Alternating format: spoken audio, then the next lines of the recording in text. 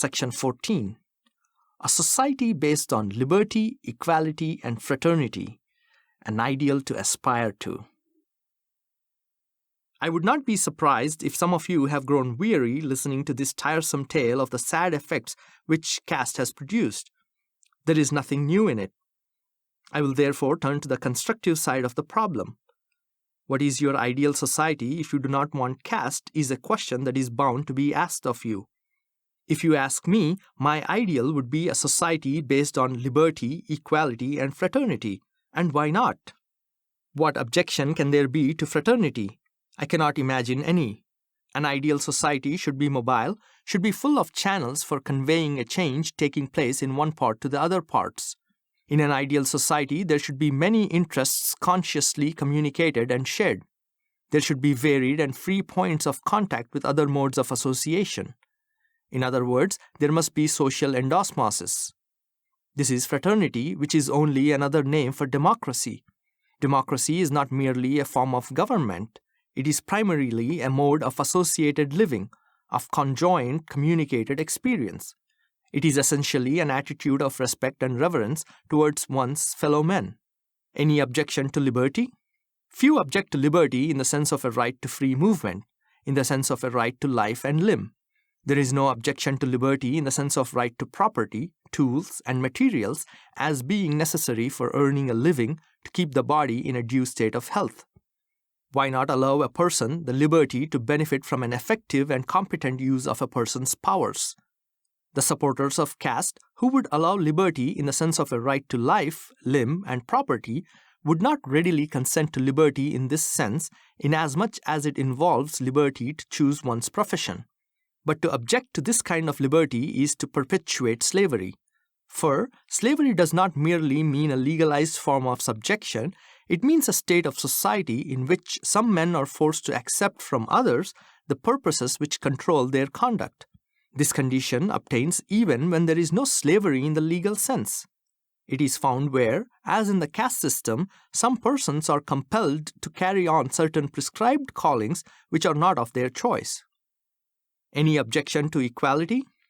This has obviously been the most contentious part of the slogan of the French Revolution. The objections to equality may be sound, and one may have to admit that all men are not equal. But what of that? Equality may be a fiction, but nonetheless one must accept it as the governing principle. A man's power is dependent upon physical heredity, social inheritance or endowment in the form of parental care, education, accumulation of scientific knowledge, everything which enables him to be more efficient than the savage, and finally on his own efforts. In all these three respects, men are undoubtedly unequal. But the question is, shall we treat them as unequal because they are unequal?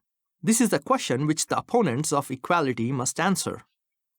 From the standpoint of the individualist, it may be just to treat men unequally so far as their efforts are unequal. It may be desirable to give as much incentive as possible to the full development of everyone's powers. But what would happen if men were treated as unequally as they are unequal in the first two respects? It is obvious that those individuals in whose favor there is birth, education, family name, business connections, and inherited wealth would be selected in the race. But selection under such circumstances would not be a selection of the able, it would be the selection of the privileged. The reason, therefore, which requires that in the third respect of those described in the paragraph above, we should treat men unequally, demands that in the first two respects we should treat men as equally as possible. On the other hand, it can be urged that if it is good for the social body to get the most out of its members, it can get the most out of them only by making them equal as far as possible at the very start of the race. That is one reason why we cannot escape equality.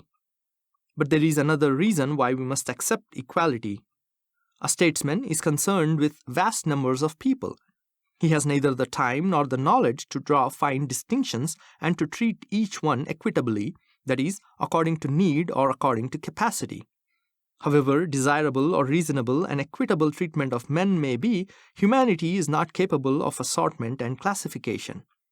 The statesman, therefore, must follow some rough and ready rule, and that rough and ready rule is to treat all men alike, not because they are alike, but because classification and assortment is impossible.